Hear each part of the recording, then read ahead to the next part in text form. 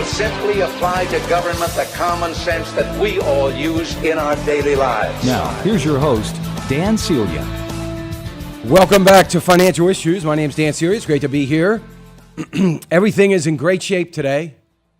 That's good. We are free to go into more debt.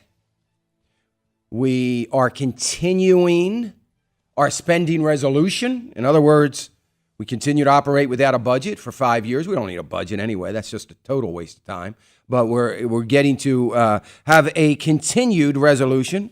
The debt ceiling debate will come around again February 7th. Here's the real beautiful thing. They have formed a super committee, another super, they're not calling it that. They wouldn't dare. But we formed another super committee. And the super committee has till December 13th to straighten out everything. They've been battling over this now for weeks, but somehow this group of bipartisan leadership is going to come up by December 13th with a plan that everybody's going to agree to. Here's the problem. Even if the super committee agrees to everything, is the president going to agree to everything? Are the Democrats going to agree to everything? Are the Republicans going to agree to everything? Not too likely. So get ready for another Groundhog Day where we see this whole thing starting over again in just a matter of time, and the matter of time is not that far away. Now, we've got about a month, maybe, to focus our attention on Obamacare, the exchanges, and those kinds of things, so I guess that's a good thing. We don't have time to focus on things like Benghazi, the IRS scandal, or any of that stuff. That's just, that's all gone. That's done. We have all these other things to focus on.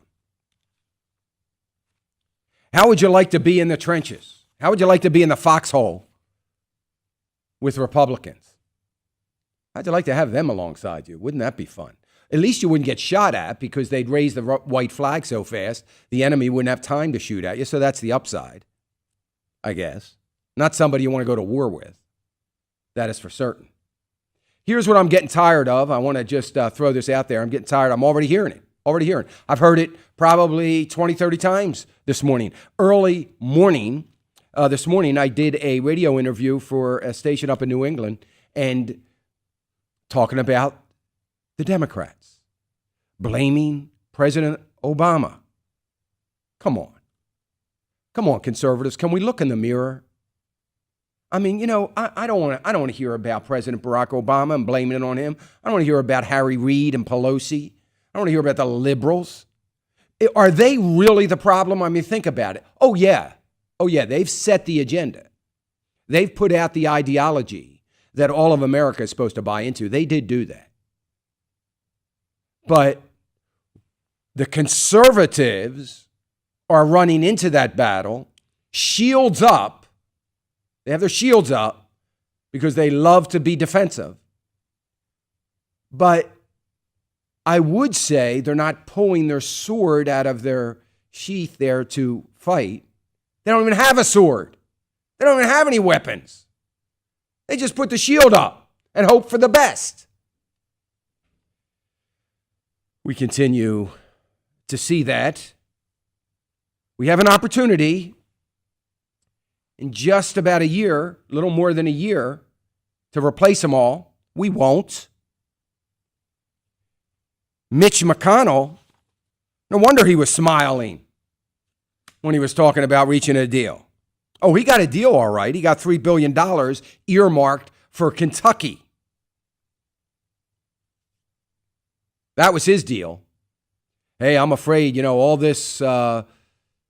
these conservative talk show hosts are killing me.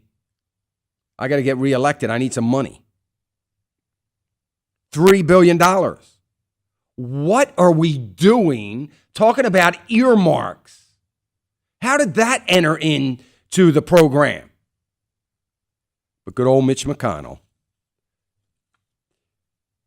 in the self-serving way that politicians work, he gets a little private deal of a $3 billion project for his state, hoping that is going to confirm his reelection. As a matter of fact, it ought to do just the opposite for the sneaky, underhanded garbage that continues to go on under his watch. I am as depressed and as annoyed and as frustrated as I was during the last November and during the last presidential election. It's unbelievable. I don't want my listeners to be out there blaming. Look, we know what we've got in this president. We know what his ideology is. Has he ever tried to hide from anybody that his goal is to redistribute wealth? Is that a secret to anybody? What would you expect from a Marxist whose goal is to get everybody on the same even keel, working for the state, being provided for by the state? We would expect something different, maybe? All we're doing is getting what he said he was going to do. You got to give him credit for at least doing what he said he was going to do. But we'll continue because we have nothing else to do but to blame the president and blame the liberals. We can certainly blame them for their idiotic ideology, for their Keynesian mentality, for the belief that the way to prosperity is to spend our way there. That the way for universal acceptance is to apologize for Americans' exceptionalism. We can buy into that. We can buy into the notion that we're just going to negotiate and talk our way out of everything as we continue to spend.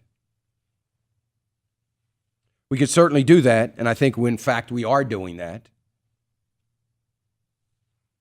But it's got to stop. We got to take a long, hard look. Let's talk a little bit about first of all, let me tell you about the markets yesterday. Of course, the markets were in positive territory yesterday. The Dow closed up 206. It looks like Dow futures right now are in negative territory. We'll see how that shakes out, but that's where we are right now. We're in negative territory. Let's take a quick look at oil and see where we are. And right now, oil is sitting at 101.63. Yesterday at this time, we were at 101.10. I was hoping that we'd see some downward movement to get under 101. It didn't happen. 101.10 was about as low as it got. So we'll see where we go today. I suspect it will be going up. Right now it is trending downward, but I suspect it will be going up along with all the agricultural commodities. Gold is loving the deal right now. Gold is very happy. Gold is up to $13.16. It's up $34 an ounce right now. Silver up as well. Platinum up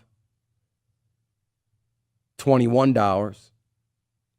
Agricultural commodities, every single one of them, well in positive territory because the dollar is trashing. The dollar is going down. It's going to continue to go down.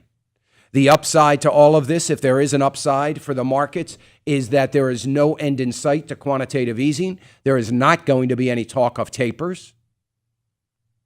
I would be surprised if we see any kind of talk of taper until March or June of next year.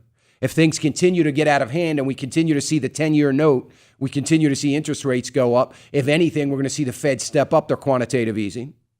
I got to believe, because they're smart people, that they understand that it's not working. It hasn't worked. It's not going to work because of the mentality, in a good way, that the American people have about their spending habits, their discretionary income, and their concerns for their jobs. We're never going to see this economy turn around, and there's no desire for anybody to see this economy turned around. There's only one desire. That one desire is to continue to see more dependence on the government. CBO last night indicated that in 10 years, 50% of the budget will be based on entitlement programs. 50% of our budget is going to be going to entitlement programs.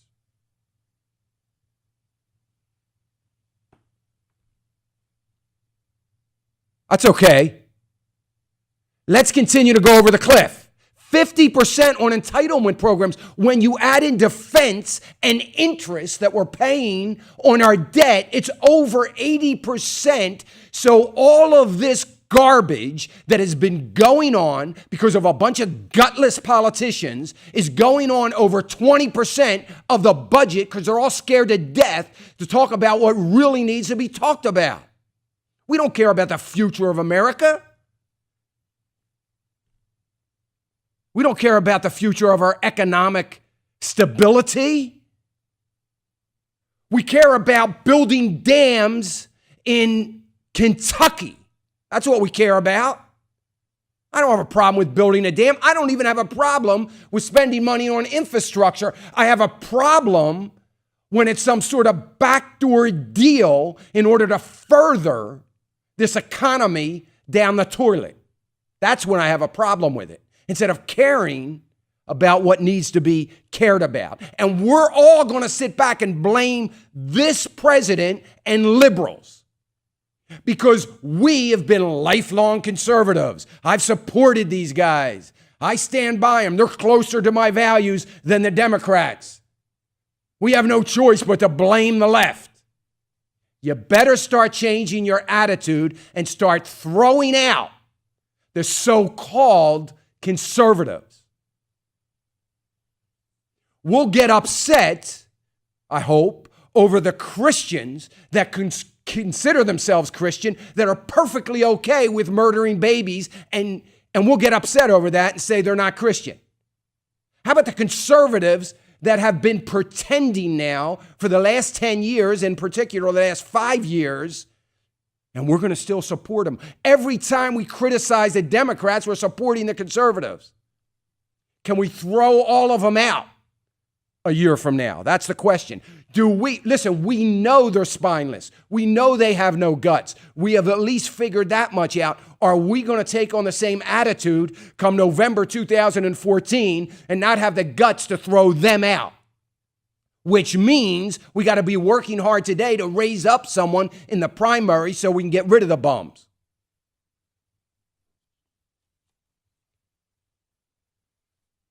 Unbelievable. 18 Republican senators voted no. 18. I don't know this, but I would imagine that half of those 18 are coming up for re-election in November. Senator Tom Colburn, he voted no. He's my weasel of the week. You all know that. Tim Scott voted no. Thank you, Tim.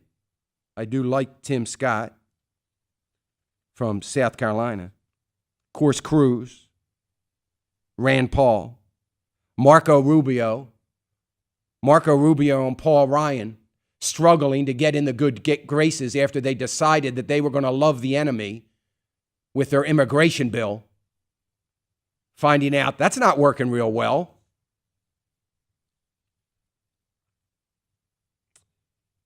Anyway, Jeff Sessions from Alabama, no. Senator Pat Toomey. David Vitter from Louisiana, friend of this program, this ministry, voted no. We, the people, have a lot of work to do, folks. We, the people. When our pursuit for our unalienable rights that come to us from our Creator are being threatened, then the governed have to replace the government. I'll be right back.